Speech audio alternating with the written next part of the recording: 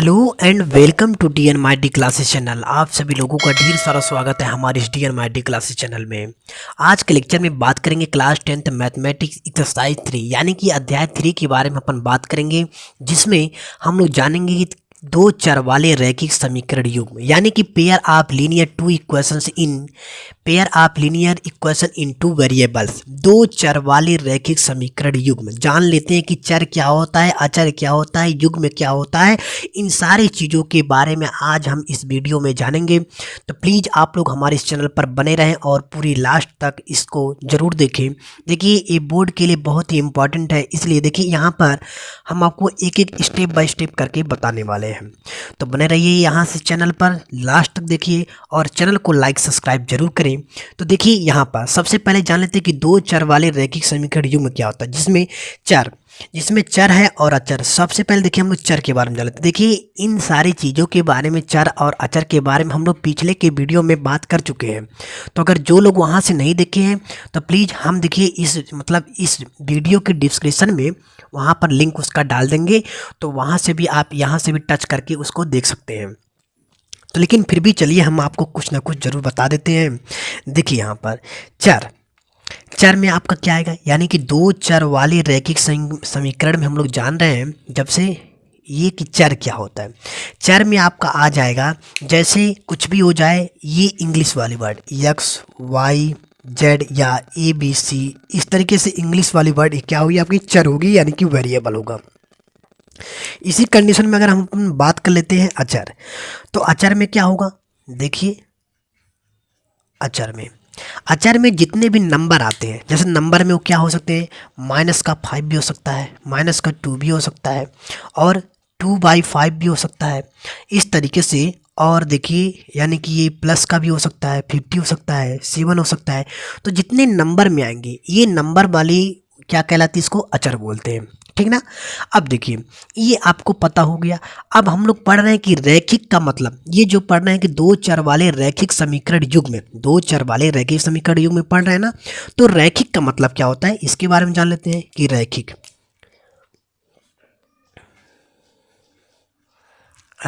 का मतलब होता है कि जिस पर घात एक हो, जिस चर राशियों पर घात क्या हो, उसका एक हो, तो उसको हम क्या कहेंगे, ये रैखिक कहेंगे, रैखिक समीकरण कहेंगे।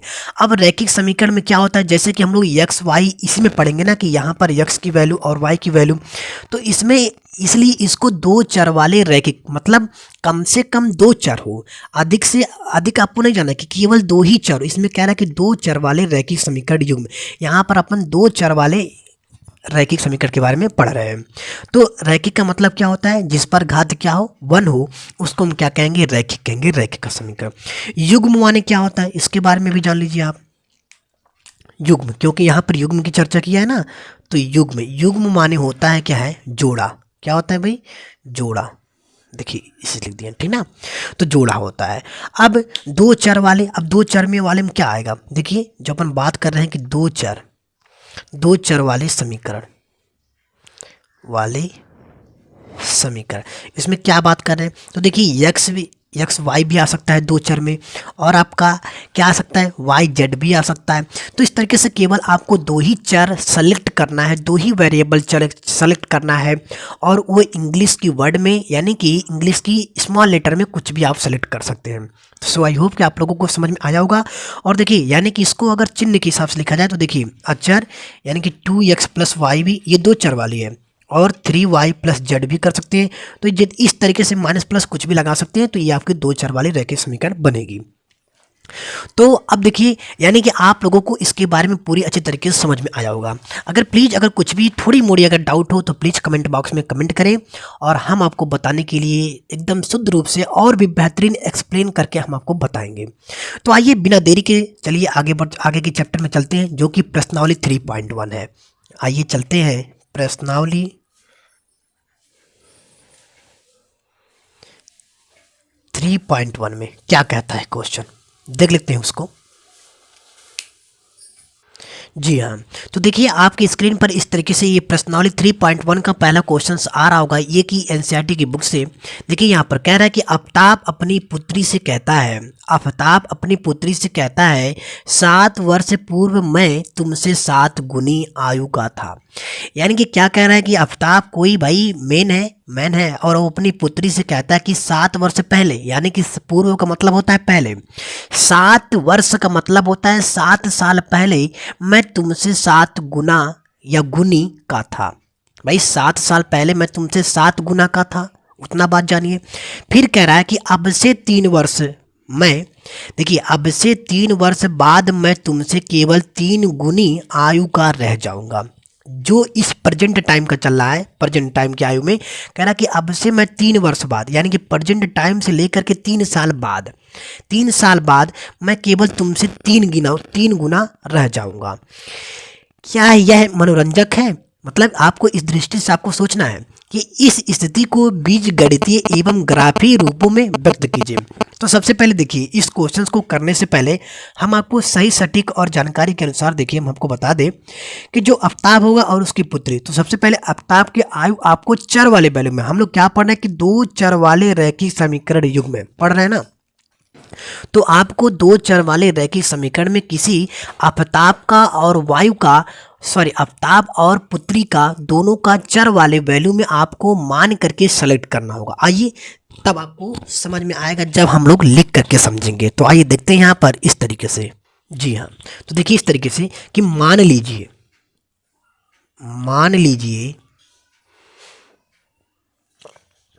आफ्ताब है, आफ्ताब की वर्तमान आयु कितना है भाई? ये आप x वर्ष मान लीजिए, इस तरीके से x वर्ष है कर दीजिए। तथा इस तरीके से तथा भी, यानी कि तथा आफ्ताब की पुत्री की, या वैसे लिख सकते हैं तथा पुत्री की वर्तमान आयु, ये बराबर y वर्ष आप मान लीजिए, y वर्ष है। इस तरीके से आपने मान लिया। फिर आप क्वेश्चंस को पुनः पढ़िए। देखिए इसलिए हम आपको क्वेश्चंस को हटाए नहीं है, आप देख सकते हैं इस क्वेश्चन में कि यहाँ पर कह रहा है कि आफ्ताब अपनी पुत्री से कहता है कि 7 वर्ष मैं तुमसे, भाई 7 वर्ष पूर्व है, भाई जब पूर्व की बात है, देखिए 7 वर्ष पूर्व है, इस तरीके से आपको लिखना पड़ेगा। ये सब कथन स्टेटमेंट है। 7 वर्ष पूर्व मैं तुमसे 7 गुनी का था, यानी कि स्टेटमेंट के अनुसार कह रहा है कि 7 वर्ष पूर्व, यानी कि देखिए इस तरीके से जब वर्तमान आयु आफ्ताब की भी x वर्ष है और वर्तमान आयु जो पुत्री की है y वर्ष है, ठीक ना। तो 7 वर्ष पूर्व कह रहा है, मतलब पूर्व का मतलब होता है पहले, जिसको आपको माइनस करना पड़ेगा। प्रेजेंट टाइम के निकालने के लिए आपको उसको माइनस करना पड़ेगा ना। तो इस तरीके से देखिए आप यहाँ पर कर सकते हैं कि 7 वर्ष पूर्व किसे, पुत्री से, भाई इसमें भी और इसमें भी, तो दोनों की आयु में 7 वर्ष की कमी होगी कि नहीं होगी। तो इस तरीके से 7 वर्ष पूर्व आफ्ताब की आयु, 7 वर्ष पूर्व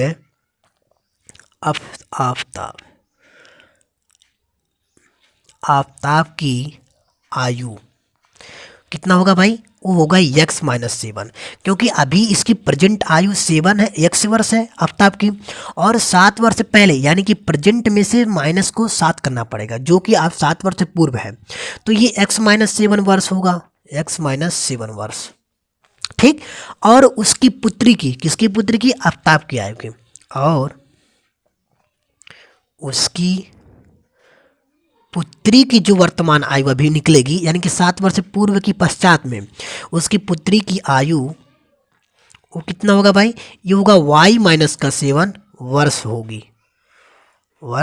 होगी। देखिए यहाँ तक आपको समझ में आया होगा तो जरूर कमेंट बॉक्स में बताएं।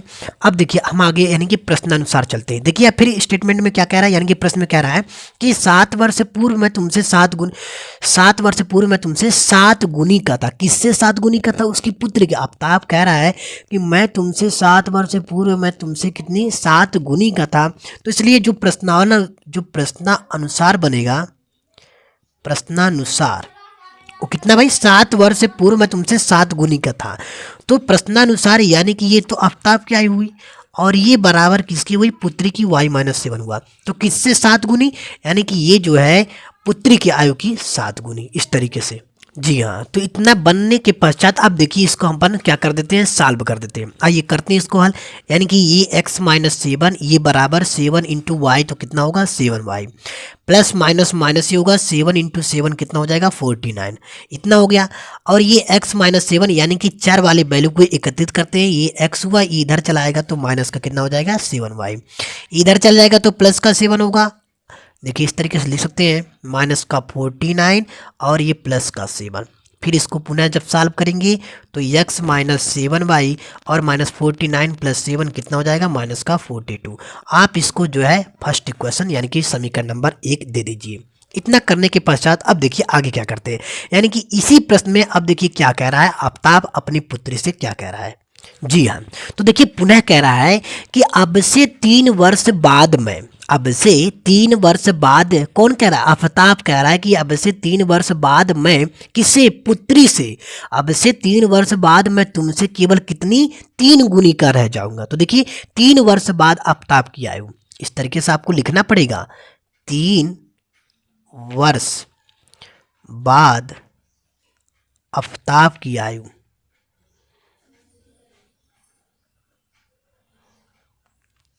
की आयु, आफ्ताब की आयु भाई जब 3 वर्ष बाद कह रहा है तो ये कितना, वर्तमान आयु आफ्ताब की कितनी, x वर्ष है। अभी देखिए 7 वर्ष पहले जब आफ्ताब की हमने निकाला उसमें, तो आफ्ताब की वर्तमान आयु कितना था, x था, तो उसमें हमने x में माइनस को 7 जो है घटाया। देखिए यहाँ पे ये हम आपको दिखा दें इस तरीके से। देखिए सबसे पहली बड़ी बात है कि आपको समझ करके, अगर ये क्वेश्चंस आप समझ लेते हैं तो बाकी क्वेश्चंस आपसे आराम से बन जाएगी। तो देखिए इस तरीके से, यानी कि कितना था, वर्तमान आयु हमने आफ्ताब का x वर्ष माना था, देखिए इस तरीके से x वर्ष माना था, और कह रहा है कि 7 वर्ष पहले तो हमने x-7 किया था। अब यहाँ पर कह रहा है कि 3 वर्ष बाद, तो इसलिए आफ्ताब की आयु कितना है, अभी x वर्ष है, और इसमें 3 वर्ष बाद कह रहा है तो प्लस का 3 कर दीजिए। यानी कि 3 वर्ष बाद आफ्ताब की आयु कितनी है, x + 3 वर्ष, ये रहा। और उसकी पुत्री में भी आपको ऐड करना पड़ेगा, तो और उसकी पुत्री की आयु, उसकी पुत्री की आयु कितना हो जाएगा, ये y + 3 वर्ष होगी, अब इसमें क्या होगा भाई, प्रश्नानुसार आप देख लीजिए यहाँ पर कि प्रश्नानुसार कह रहा है 3 वर्ष बाद मैं केवल तुमसे 3 गुनी का रह जाऊंगा। तो प्रश्नानुसार में आप देख लीजिए कि आफ्ताब में कितना है, ये है x + 3, इतना हो गया, और ये बराबर का y + 3 होगा, कितने गुनी का, 3 गुनी का रह जाऊंगा। 3 वर्ष बाद मैं कितने गुनी का, 3 गुनी का रह जाऊंगा। तो इसलिए किससे, यानी कि पुत्री से 3 गुनी। इसको आप हल कर दीजिए, अब देखिए क्या मिलेगा, यानी कि x + 3 ये बराबर 3y प्लस का 3 3 जा 9, इसको इधर कर दीजिए, x माइनस का 3y और इधर चल जाएगा तो माइनस का 3, यानी कि 9 - 3 कितना हो जाएगा 6। और ये आप जो है सेकेंड इक्वेशन को सेलेक्ट कर लीजिए। देखिए इस तरीके से हम लोग क्यों कर रहे हैं, क्योंकि ग्राफी रूप में आपको प्रदर्शित करना है। इस स्थिति को बीजगणितीय एवं ग्राफी रूपों में व्यक्त कीजिए, इसलिए हम लोग इसको इस तरीके से कर रहे हैं, ठीक ना। अब आगे देखिए आप इस तरीके से, जी हाँ, तो देखिए अब क्या कह रहा है कि इस स्थिति को बीजगणितीय पहले कह रहा है, तो बीजगणितीय रूप में लिखने के लिए हम लोग बीजगणितीय रूप में किस तरीके लिखेंगे, देखिए बीजगणितीय रूप में आते हैं,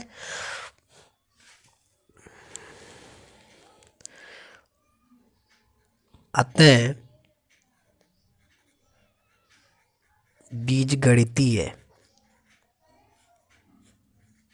रूप में।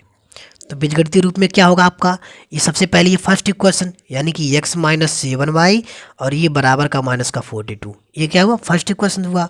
और जो दूसरा है आपका, और x - 3y बराबर का 6, ये हुआ आपका बीजगणितीय रूप में। अब इस तरीके से बीजगणितीय रूप कंप्लीट करने के पश्चात अब हम अपन किस में करेंगे, रैखिक समीकरण को ग्राफी रूप द्वारा हल करेंगे, ग्राफी रूप में हल करेंगे। तो आइए ग्राफी रूप में देखिए हल कर लेते हैं। देखिए ग्राफी रूप में हल करने के लिए सबसे पहले आपको यहाँ से मान सेलेक्ट करना होगा। देखिए जो हम लोग यहाँ से एग्जैक्टली, देखिए जो हम लोग यहाँ से x और y की वैल्यू जैसे ज्ञात करते हैं ना, वही चीज़ ग्राफी में भी जहाँ पर सही मान सेलेक्ट करेगा वही उसका जो है x और y का मान होगा, यानी कि आंसर होगा।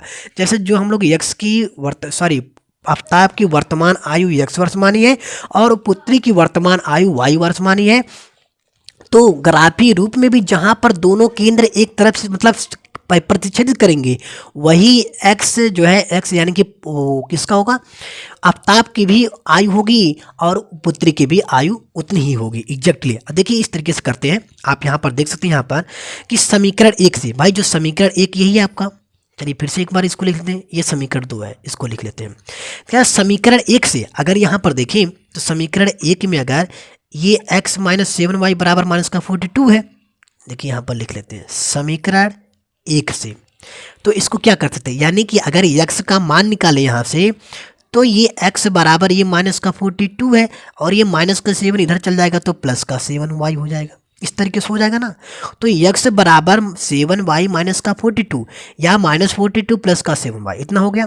अब देखिए यही चीज़ आपको मान सेलेक्ट करना हो, यानी कि वह मान आप रखिए जो कि ग्राफीय रूप में एग्जैक्टली वह काम करे। अभी हम आपको बता दें कि वह मान कौन कौन से, देखिए जो दोनों में यानी कि x वाले में भी मान मिले और y वाले में भी मान मिले, तो आप इस तरीके से रख सकते हैं कि माना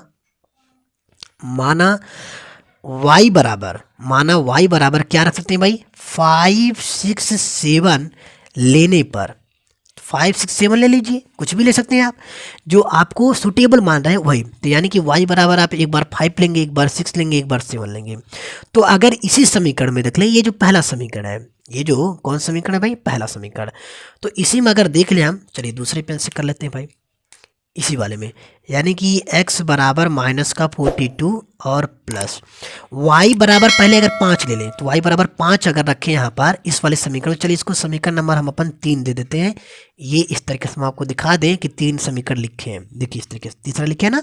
तो अब यहाँ पर देखिए यानी कि x बराबर y बराबर अगर 5 पहले ले लें तो ये y की जगह 5 रखेंगे और ये माइनस का 42 प्लस 7 5 कितना होगा 35, तो डायरेक्ट लिख देते हैं 35 और यहाँ से आपको x का मान मिलेगा माइनस 42 और प्लस का 35, तो माइनस का कितना मिलेगा 7 मिलेगा। तो ये x का मान कितना मिला आपको, माइनस का 7 मिला, इस तरीके से मिला। देखिए हमने क्या रखा था, यानी कि y बराबर 5 रखा तो x का मान माइनस 7 पाया ना इस तरीके से। तो आपको ये जो मान मिला है यानी कि y बराबर 5 रखें तो x का मान माइनस 7 मिला, आपको इसको जो है मतलब अलग रख लेना है, क्योंकि यही चीज़ आपको ग्राफ रूप में प्रदर्शित करना है, दिखाना है। देखिए कैसे, यानी कि y बराबर हमने 5 लिया तो ये x बराबर माइनस 7, यानी कि ये x की जगह पे माइनस 7 आया और y की जगह पे कितना आया 5, यानी कि भुज और कोटि के अनुसार में ये आता है। तो आप इसको जो है सेलेक्ट कर लीजिए इस तरीके से, ठीक ना। अब आगे देखिए, यानी कि पुनः y बराबर 6 रखेंगे आप, तो इसी समीकरण में जब 6 रखेंगे आप तो यहाँ पे x बराबर माइनस का 42 और ये प्लस 7 छक्का कितना होगा 42, तो आपको x का मान कितना मिलेगा 0। तो हमने x का मान 0 पाया और y का मान कितना रखा था भाई 6 रखा था, तो ये दूसरा मान मिल गया, यानी कि a के स्थान पर और ये b के स्थान पर आप इसको कुछ पॉइंट दे सकते हैं इस तरीके से, ठीक ना। आई बात समझ में, तो कमेंट बॉक्स में जरूर कमेंट करें। इतना करने के पश्चात देखिए फिर अपन क्या रखेंगे, y बराबर 7 रखेंगे, तो x बराबर माइनस का 42 और ये प्लस जब 7 रखेंगे आप 7 में 7 का मल्टीप्लाई करेंगे तो 7 7 जा 49 होगा and that implies x equal to कितना होगा भाई, ये आपका 7 मान मिल जाएगा। यानी कि ये c की जगह पर कितना आया आपका, x की जगह पर 7 आया एंड y की जगह पे भी 7 आया, तो इस तरीके से यह भी मान आपको मिला। इतना करने के बाद अब देखिए आपको क्या करना है, हम आपको बताने वाले हैं। जी हाँ, तो देखिए इतना हमको मान मिला कि नहीं, ये x के y के यानी कि x y बराबर हमने माना है 5 6 7 माना है, तो x का मान इतना मिला है। तो ये a b c इस तरीके से हमने इसको दर्शा दिया। अब ये तो समीकरण 1 से हमने लिया है। अब अगर समीकरण 2 में भी देख ले इस तरीके से, देखिए यहीं पर हम थोड़ा एडजस्ट इस तरीके से इसको कर दे रहे हैं ताकि वहाँ पर ग्राफ में आपको आसानी से समझ में आ जाए। देखिए समीकरण 2 से ये समीकरण, चलिए इसको यहाँ पे मान लिख देंगे, तो यहाँ पर देख लेते हैं समीकरण 2 से, समीकरण 2 से जब समीकरण 2 की बारी आएगी, समीकरण 2 आपका यही x माइनस 3y बराबर 6, तो यहाँ से भी जब x का मान निकालेंगे तो x बराबर ये चला जाएगा 6 इधर प्लस का 3 हो जाएगा। इतना चीज़ हो गया। फिर देखिए यानी कि x बराबर 3y प्लस का 6 आया। फिर इसमें भी आप मान लीजिए कि माना y बराबर -1 -2 -3 रखने पर, देखिए इस तरीके से माना ये y बराबर आपको मान रखना है -1 -2 एंड -3, इस तरीके से रखना है। तो आइए रखते हैं यहाँ पर। देखिए सबसे पहले y का मान -1 रखेंगे तो ये x बराबर 6 होगा और ये y रखेंगे -1 यानी कि y बराबर -1 रखेंगे तो प्लस माइनस माइनस ही होगा यानी कि ये माइनस का 3 हो जाएगा एंड दैट इम्प्लाइज आपको x का मान मिलेगा 3। तो ये जो है दूसरे समीकरण से आपको क्या मिलेगा, इतना इसका मान, यानी कि इसको a b c दिया तो इसको d दे दीजिए आप, तो d में क्या मिलेगा आपको, x बराबर 3 आया एंड y का मान कितना आया भाई -1, ये तो आपने रखा ही है, ठीक ना। उसी तरीके से आप देख लीजिए अगर y बराबर -2 रखते हैं, ये थोड़ा सा हम आपको जगह दिखा दें, ये देखिए इस तरीके से, ठीक ना। जी हाँ, तो y बराबर अगर -2 रखते हैं तो x बराबर इसी समीकरण में ये 6 होगा और 3 दूना 6 प्लस 6 -6 तो ये x का मान 0 आ जाएगा। तो ये इसको आप e दे दीजिए, e में आपने x का मान 0 पाया और y का मान कितना रखा है, 2 रखा है। इस तरीके से आप f ले लीजिए भाई, a b c d e f इस तरीके से करते रहिए। y का मान कितना रखना है, -3, यहाँ पर 6 है तो ये कितना है 3 है, यानी कि -3 और 3 3 का 9, माइनस प्लस माइनस ही होगा तो 9, देखिए इस तरीके से x बराबर माइनस का कितना आ जाएगा, 3 आ जाएगा। तो आपको x का मान कितना मिला यहाँ पे, -3 एंड y का मान तो -3 ही आपने रखा ही है। तो इस तरीके देखिए आता है जो हमने समीकरण 1 और समीकरण को 2 में जो y का मान रखा और x का मान जो पाया, इस तरीके से आपके सामने इतना इतना मान हमने पाया है। तो अब देखिए अर्थात हम इनको तालिका रूप में भी निम्नलिखित प्रकार से लिख सकते हैं। तालिका रूप क्या होगा, देखिए हम आपको इस तरह की, तालिका का मतलब होता है ग्राफी, ग्राफ तो हमको दिखाना है एक बॉक्स के जड़ में, आप उसको आसानी से रख सकते हैं या मत रखिए। आइए हम लोग चलते हैं ये मतलब ग्राफी रूप में, देख सकते हैं आप ग्राफी रूप में चलना है। ये आपको पूरी मान यहाँ से इसको जो है स्क्रीनशॉट ले सकते हैं, यहाँ से स्क्रीनशॉट लेने के पश्चात फिर आप लोग ग्राफी रूप में जाएंगे और ग्राफी रूप में उसको व्यक्त करेंगे। देखिए इस तरीके से अगर ग्राफी रूप वाला अगर आपके बोर्ड एग्जाम में या ग्राफी वाला क्वेश्चन अगर आ जाता है तो 100% ये सेलेक्ट मान करके चलिए कि 8 नंबर आपका फिक्स है, इसमें कोई भी कुछ भी टाल नहीं सकता है, 8 नंबर आपका फिक्स है। चलिए आगे चलते हैं, देख सकते हैं आप इस तरीके से। जी हाँ, तो देखिए हम लोग ग्राफ वाले कॉपी में आ गए हैं और यहाँ से हम लोग सेलेक्ट करेंगे। देखिए सबसे पहले आपको x अक्ष और y अक्ष बनाना ही पड़ेगा, तो पेंसिल ले लेते हैं और ये पट्टी ले लेते हैं। देखिए इस तरीके से ये हम लोग ये यहाँ इस तरीके से ऐसे बीचों बीच आपको रखना होगा और ये आप पाई ऐसे खींच दीजिए।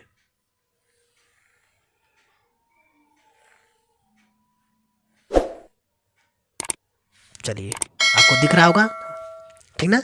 और उसके बाद ये यहाँ से ले लेते हैं,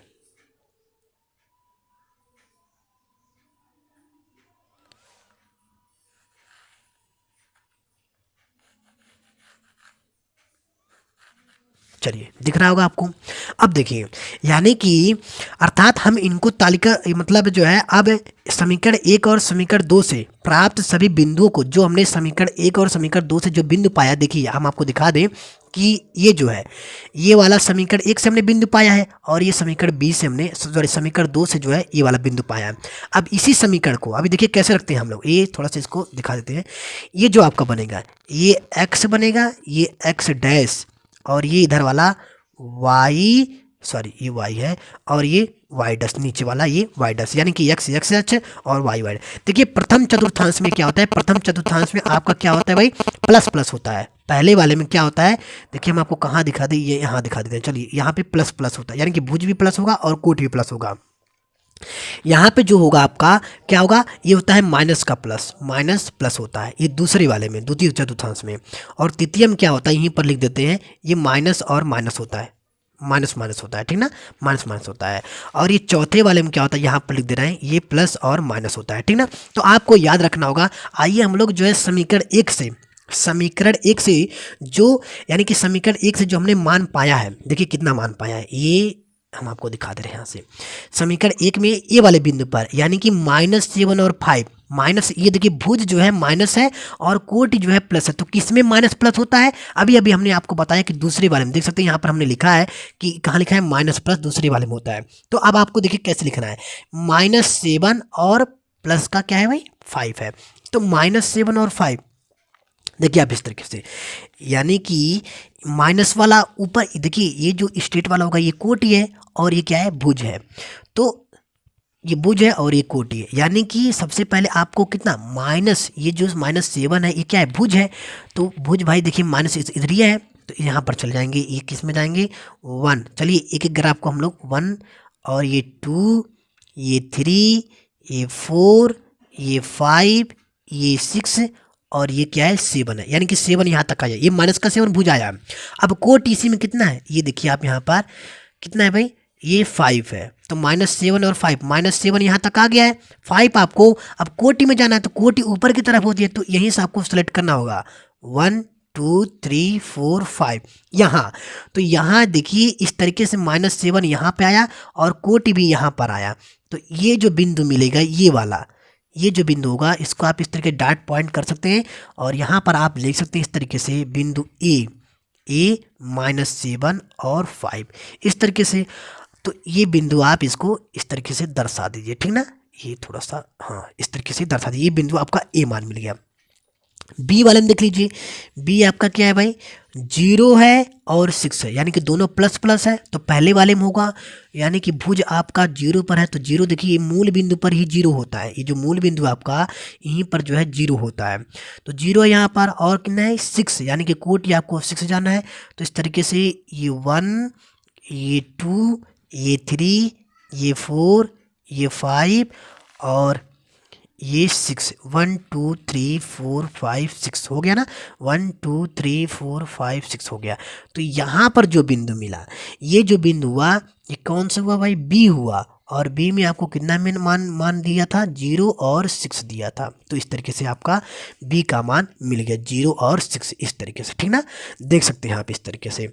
अब देखिए यानी कि सी वाले में कितना है भाई 7 7 है, दोनों प्लस प्लस का है। तो ये प्लस वाला जो पहला ही होगा यानी कि प्रथम कोटि होगा। तो 7 यानी कि देखिए 1 2 3 4 5 6 7 यहाँ पर जाएंगे यहाँ पे और कोटि भी आपको 7 जाना है। तो 6 तक देखिए यहाँ पे आया था, 6 ये कहाँ गया यहाँ तक आया था। तो 7 जो है यहाँ पे आएगा, यानी कि गिन सकते हैं 1 2 3 4 5 6 7। तो इसकी स्टेट और यहाँ तक जो मिली है इसको ले जा करके आपको यहाँ पर करना है, ये यहाँ पर, ठीक ना। तो ये हुआ सी का मान। किसका मान मिला भाई, ये हुआ सी का मान जो आपको 7 और 7 मिला है, ठीक ना। इस तरीके से तो ऐसे ग्राफ के रूप में व्यक्त करते हैं। देखिए कोई लंबा प्रोसेस नहीं है, लेकिन फिर भी आप करेंगे स्टेप बाय स्टेप, एक आध दो क्वेश्चन अगर आप कर लेते हैं तो आपको बोर्ड एग्जाम में बहुत आसानी से नंबर मिल जाएगा, या अभी अगर आता है तो मिल जाएगा। 8 नंबर के इसमें फिक्स है। और इस तरीके से क्वेश्चन जरूर आते हैं, मतलब ग्राफी रूप में नहीं अगर आएंगे तो इस तरीके का क्वेश्चन आएगा और वो भी 8 नंबर का होगा पक्का। हम आपको बता दें 100% गारंटी के साथ हम आपको 8 मार्क्स दिलाने वाले हैं। और ये मैथमेटिक्स जितना हम बेहतरीन के हिसाब से हम आपको पढ़ा देंगे, वाकई बता दे रहे हैं 100 में 100 आप लोग ला सकते हैं, ठीक ना। तो इस तरीके से वह यानी कि सी समीकरण 1 वाली खत्म हो गई। अब समीकरण 2 में देखना है आपको। देखिए समीकरण 2 से जो मान मिलता है, यानी कि डी का मान क्या मिला भाई 3 मिला है -1, तो यानी कि प्लस माइनस है। तो प्लस माइनस इसमें है भाई चतुर्थी वाले ग्राफ में। तो कितना है 3 है और -1 है। तो 3 वाला आप देखिए कहाँ जाएगा, यानी कि माइनस वाला है तो माइनस इसी में होता है। तो भुज वाला ये होता है 1 2 3, यहाँ पर होगा 3 क्या है प्लस माइनस है तो यहाँ पर होगा 3 और कितना है -1, यानी कि कोटि नीचे आएगा तो ये 1 यहाँ पर आएगा, यानी कि ये जो मिलेगा आपका यहाँ मिलेगा, ठीक ना। इस तरीके से डॉट पॉइंट। और कितना है भाई मान ये ई है आपका, देखिए लिख दें यहाँ पर, चलिए D A B sorry D है ये, ठीक ना डी है। और कितना मान है 3 है और माइनस का मान है, ठीक ना। दिख रहा है ना यार स्क्रीन में 3 और -1, ठीक है दिख रहा है। अब ई वाला देख लीजिए आप, चलिए हम ये यहाँ पर रख दे रहे हैं, बता दे रहे हैं डी। ई वाला कितना है 0 और -2, तो प्लस माइनस इसी में प्लस माइनस है तो 0 ये मूल बिंदु पर ही होगा। और कितना है -2, तो ये 1 और 2 यहाँ पर आएगा इसी वाले पॉइंट पर, ये यहाँ आएगा, ठीक ना। तो ये ई मान मिला आपको और कितना है 0 -2। एक और बचा एफ बचा है, तो ये माइनस माइनस दोनों है, यानी कि थर्ड वाले में आएगा। तो -3 और -3, तो 1 2 3 ये भुज वाला हो गया। और कोट भी आपको जाना है, यानी कि 1 2 3 ये यहाँ पे आ जाएगा, ठीक ना। तो ये हुआ, ये तो ई हो गया और ये हो गया आपका एफ में आपका -3 और ये भी -3। अब जितना ग्राफ मिला, अब देखिए आपको क्या मिल रहा है, दो चर वाला रैखिक समीकरण मिल रहा है कि नहीं मिल रहा है। देखिए इस तरीके से, चलिए अब आपको इस तरीके से थोड़ा सा इसको जूम ना करके थोड़ा सा और एक जगह दे दें। जी हाँ चलिए ये इतना सही रहेगा, ठीक ना। हाँ इतना सही है। देखिए इस तरीके से बना है। अब आपको पटरी का इस्तेमाल करना है। पटरी कहाँ गई मेरी, यहाँ है। और देखिए आपको कौन कौन सा एक पैरेलल में मिल रहा है। देखिए आप यहाँ पर ये तीनों पॉइंट,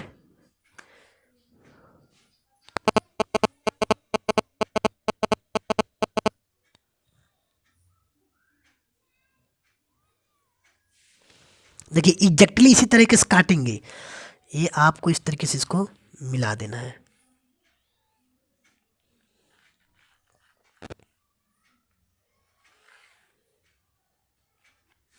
ठीक ना। अब आपने इसको जब मिला दिया, ठीक ना, और नीचे वाला भी देख सकते हैं आप, एग्जैक्टली इस तरीके से मिलेगा। ये बिंदु काटेंगे तो इसको, एक मिनट,